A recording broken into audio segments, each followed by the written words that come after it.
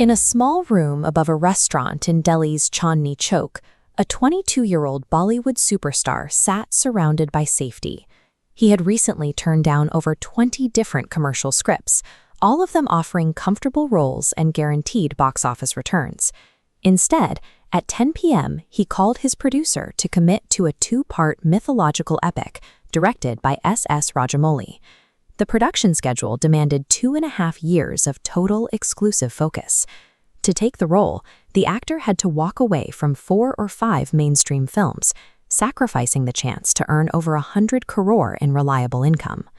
By rejecting the industry playbook of quick, risk-averse profits, he initiated a transition toward a project of a scale previously untried in Indian cinema.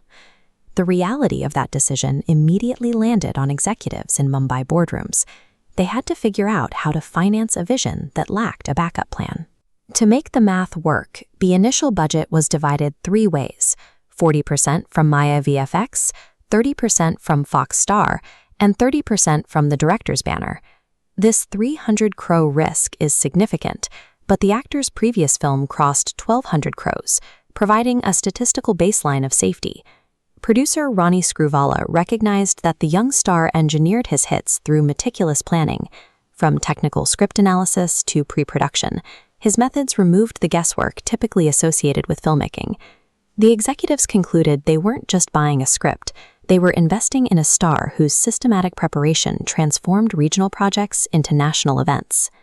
4 days later, the Mumbai executive team arrived at a modest production office in Hyderabad. It was a physical meeting point for 2 film industries that had historically operated in isolation from one another. The 22-year-old bridged that gap immediately by greeting the local team in fluent Telugu. He had been studying the language 4 hours a day, refusing to rely on translators, to ensure his performance was rooted in the local culture. He applied that same intensity to his co-stars. During the meeting, he pushed the film's antagonist to train as an athlete, demanding a formidable opponent to ensure the on-screen conflict felt earned and dangerous. By putting in the work to speak the language and empowering his colleagues, the actor bypassed the usual friction of cross-regional casting, establishing the professional trust required to coordinate a crew of thousands across 2 different film cultures.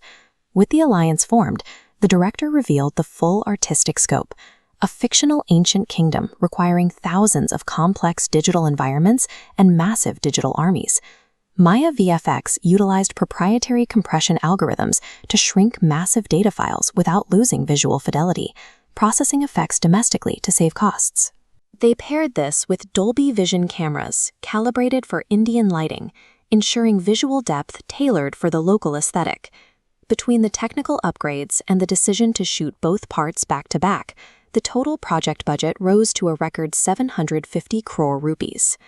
Controlling the technical pipeline in-house allowed the production to achieve international visual standards while maintaining cost efficiency. It gave them a specific, high-fidelity look that provided a distinct competitive advantage in the domestic market.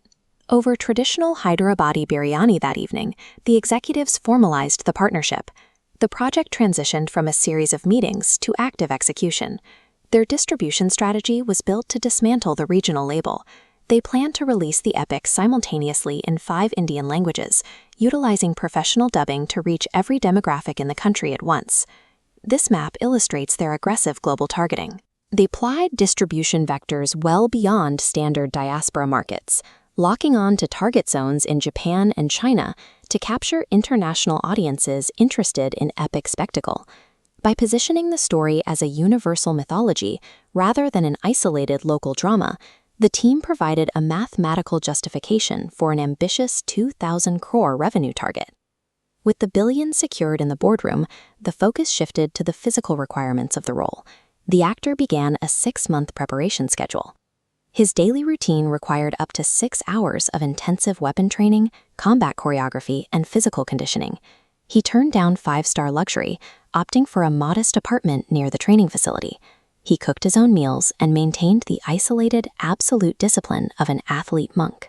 Boardroom deals and distribution maps provided the framework, but the project's ultimate viability rested on a single actor's ability to physically transform himself through 6 months of relentless, solitary discipline.